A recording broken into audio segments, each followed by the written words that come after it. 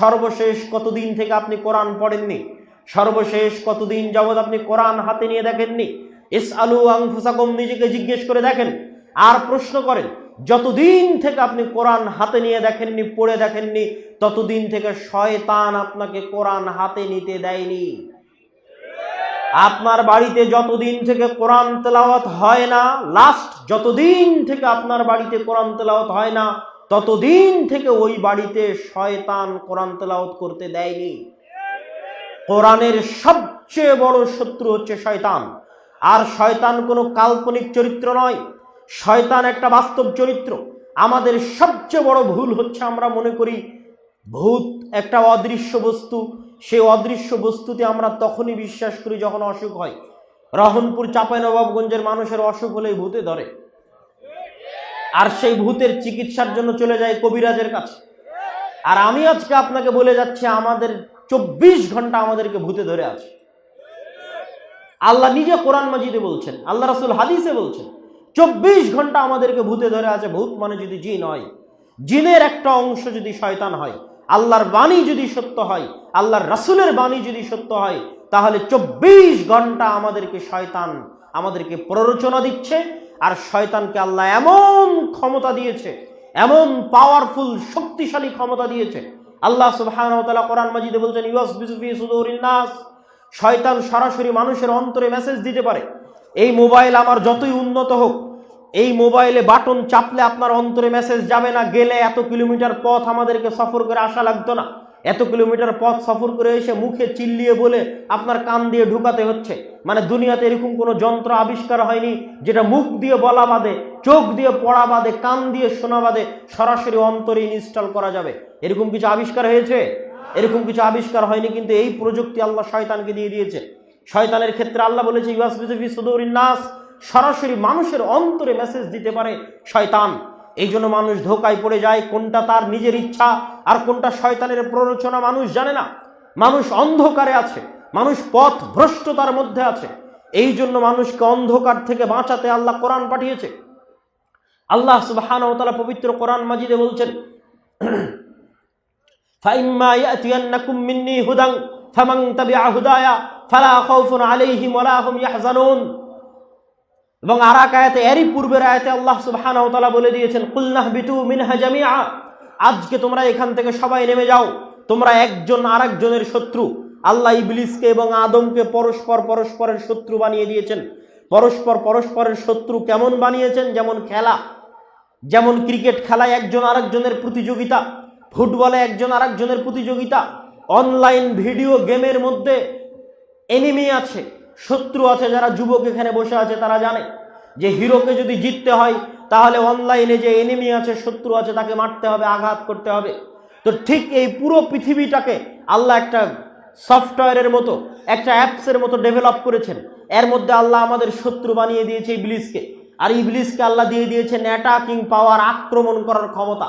কত শক্তিশালী আক্রমণ করার ক্ষমতা যে ডাইরেক্ট অন্তরে মেসেজ দিতে পারবে। মানুষ গোলক ধাঁধায়, মানুষ জানেই না কোনটা তার ইচ্ছা আর কোনটা শয়তানের প্ররোচনা। দ্বিতীয় আর একটা আক্রমণাত্মক ক্ষমতা আল্লাহ ইবলিসকে দিয়েছে। রাসূল সাল্লাল্লাহু আলাইহি ওয়াসাল্লাম বলছেন, ইয়াজরি মাজরাদ দাম, ইবলিস শয়তান এবং তার বাহিনী মানুষের রক্তকণিকার মধ্যে প্রবাহিত হতে পারে, মানুষের রগে রগে রক্তের মধ্যে প্রবাহিত হতে পারে, চলতে পারে শয়তান। এই ক্ষমতা আল্লাহ শয়তান এবং তার বাহিনীকে দিয়ে দিয়েছে। আরো একটা ভয়ঙ্কর কথা রাসূল সাল্লাল্লাহু আলাইহি ওয়াসাল্লাম বলে দিয়েছেন, যেমন কোন আদম সন্তান নাই যার দুইজন বন্ধু নাই, কারিনুম মিনাল মালায়েকা ওয়া কারিনুম মিনাশ শয়তান, একটা শয়তান বন্ধু, একটা ফেরেশতা বন্ধু। তাহলে 24 ঘন্টা আমাদেরকে শয়তান ঘিরে আছে। এই 24 ঘন্টা শয়তান আমাদেরকে প্ররোচনা দিচ্ছে জাহান্নামে নিয়ে যাওয়ার জন্য। এবং শয়তানের এই ওয়াদার কথা আল্লাহ কোরআন মাজিদে তুলে ধরেছেন, ওয়ালা উদিল্লান্নাহুম ওয়ালা উমান্নিয়ান্নাহুম ওয়ালা আমুরান্নাহুম, আমি অবশ্যই আদম সন্তানকে পথভ্রষ্ট করবই করব। ফাবিমা আগওয়াইতানি লাআকুদান্নাহুম সিরাতাকাল মুস্তাকিম, আমি অবশ্যই আদম সন্তানের জন্য সিরাতে মুস্তাকিমে চলার পথে বাধা হয়ে দাঁড়াবো। আমি আদম সন্তানের সামনে থেকে বাধা দিব, পিছন থেকে বাধা দিব, ডান থেকে বাধা দিব, বাম থেকে বাধা দিব, আদম সন্তানকে সিরাতে মুস্তাকিমে চলতে দিব না। এই মর্মে আল্লাহ শয়তানের ওয়াদা কোরআন মাজিদে নকল করেছেন। সুতরাং শয়তান আছে আক্রমণাত্মক ভূমিকায়, আর আমরা মানুষ আছি ডিফেন্সে। আমাদের বাঁচার উপায় কি? ওই আয়াতি আল্লাহ কোরআন মাজিদে সূরা বাকারায় বলে দিয়েছেন, ফাইম্মায়াতিয়ান্নাকুম মিন্নি হুদান। মানুষ আদমের সন্তান, তোমাদের চিন্তা নাই, আমার পক্ষ থেকে নবী যাবে, আমার পক্ষ থেকে রাসূল যাবে, আমার পক্ষ থেকে কিতাব যাবে, আমার পক্ষ থেকে পাঠানো কিতাব, নবী এবং রাসূলের যারা অনুসরণ করবে তাদের কোনো ভয়ও নাই, তাদের কোনো দুশ্চিন্তাও নাই। তবে নবী আসার পরেও, রাসূল আসার পরেও, কিতাব আসার পরেও মানুষ পথভ্রষ্ট হয়ে যাবে। কেন? ওই যে শয়তানের আক্রমণ এত শক্তিশালী, 24 ঘন্টা আমার এবং আপনার বিরুদ্ধে লেগে আছে। ডাইরেক্ট আমার অন্তরে মেসেজ দিতে পারে, আমি তো বুঝতেই পারি না কোনটা আমার আর কোনটা তার প্ররোচনা। আমার তো ফজরের সময় ঘুমিয়ে থাকার সময় মনে হয় আমার আরামের জন্য ঘুমিয়ে আছি, কিন্তু আসলে শয়তান যে আমাকে বলছে আরেকটু ঘুমাও, ইন্নাল লাইলা লাতাবিল, নাম নাম, ঘুমাও ঘুমাও, রাত অনেক লম্বা, এটা তো আমি বুঝতে পারি না। আমি তো ধোঁকা খেয়ে যাই। আমার তো মন বলে যে আমার শান্তির জন্য ঘুমিয়ে আছে, আমার আরামের জন্য। গান শোনার সময় আমার মনে হয় আমার আরাম আয়েশ এবং আনন্দ বিনোদনের জন্য, আমি আমার চিত্ত বিনোদনের জন্য আমি গান শুনছি, আমি অশ্লীল দৃশ্য দেখছি। কিন্তু আসলে শয়তান যে আমাকে প্ররোচনা দিচ্ছে এটা তো আমাদের ব্রেনে কাজ করে না, আমাদের মনে কাজ করে না। এই জন্য আমরা ধোঁকা খেয়ে যাই, শয়তানের ষড়যন্ত্রে পা দিয়ে ফেলি। নবী আসার পরেও, রাসূল আসার পরেও, কিতাব আসার পরেও। তাহলে আদম সন্তান বাঁচবে কিভাবে? আদম সন্তানকে বাঁচানোর জন্য, জান্নাতে নিয়ে যাওয়ার জন্য আল্লাহর আর একটা চ্যালেঞ্জ আছে শয়তানের বিরুদ্ধে। এই বলে আমি আমার কোরআনের সাথে, দ্বীন শিক্ষার সাথে শয়তানের শত্রুতার এই পর্বের আলোচনা শেষের দিকে নিয়ে যাব। সেই আল্লাহ সুবহানাহু ওয়া তাআলার সেই চ্যালেঞ্জ কি? আল্লাহ সুবহানাহু ওয়া তাআলা চ্যালেঞ্জ করেছেন শয়তানের বিরুদ্ধে যে শয়তান দিনরাত 24 ঘন্টা মানুষকে পথভ্রষ্ট করবে। মানুষের জন্ম থেকে মৃত্যু পর্যন্ত মানুষকে যত গুনাহ করাবে, মানুষকে দিয়ে যত অন্যায় কাজ করাবে। মানুষ যদি একবার জানে যে তার প্রতিপালক আছে এবং সেই প্রতিপালকের কাছে ক্ষমা চাইলে ক্ষমা পাওয়া যায়, এবং এই মর্মে যদি মানুষ আল্লাহর কাছে ক্ষমা চায়, তাহলে ইবলিস এবং তার সেনাবাহিনীর সারা জীবনের সকল চেষ্টা, রাত দিন মাটি করা সকল চেষ্টা, আল্লাহ একবারে ধুলাই মিশিয়ে আদমের সন্তানের সকল গুনাহ ক্ষমা করে দিবেন। এটা হচ্ছে আল্লাহর চ্যালেঞ্জ ইবলিস এবং তার বাহিনীর বিরুদ্ধে।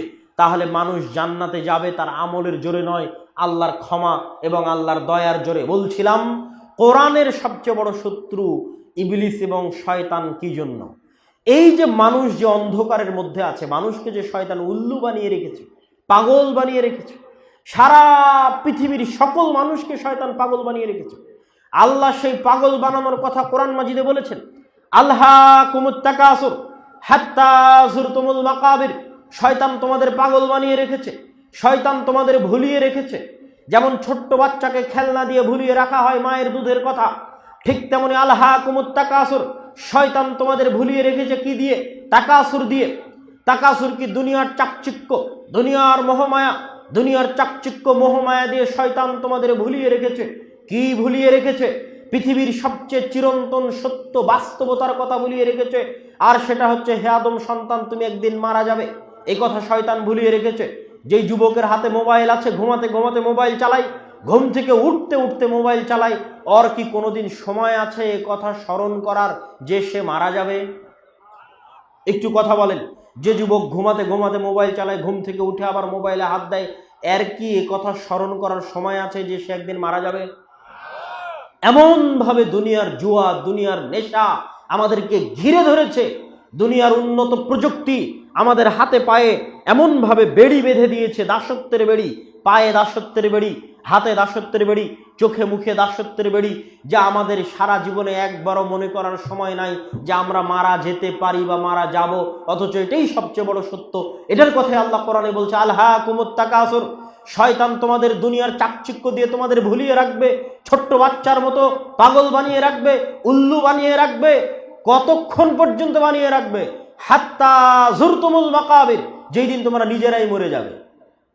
যেদিন নিজে মরে গেছে সেদিন দেখছে হ্যাঁ আমি তো মরে গেছি, কিন্তু নিজে মরার আগ পর্যন্ত শয়তানের এই ধোঁকা থেকে বের হতে পারবে।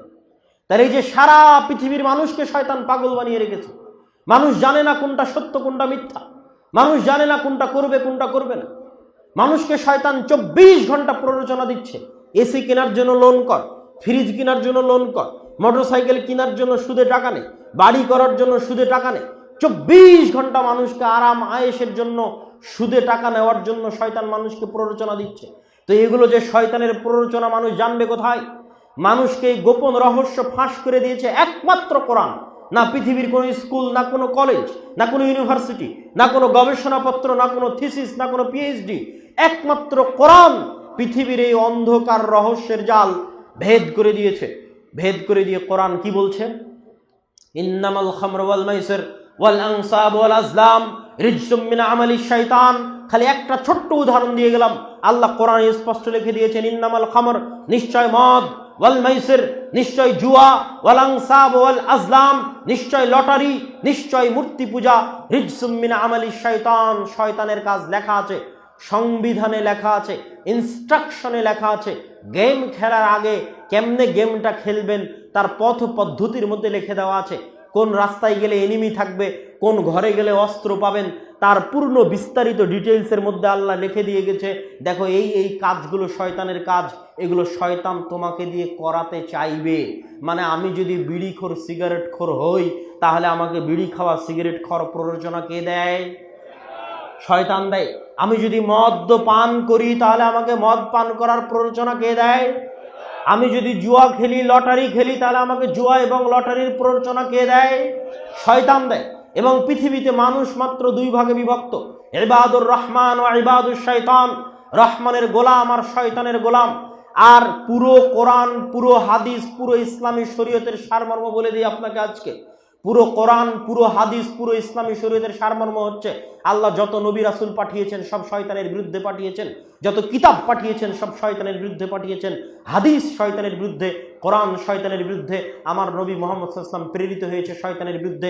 আমরা যা ইবাদত করি তা শয়তানের বিরুদ্ধে, আমরা যা দোয়া পড়ি তা শয়তানের বিরুদ্ধে, আমরা যা জিকির আজকার করি তা শয়তানের বিরুদ্ধে। খালি দুই একটা উদাহরণ দিয়ে আমি আমার বক্তব্যের শেষের দিকে চলে যাব।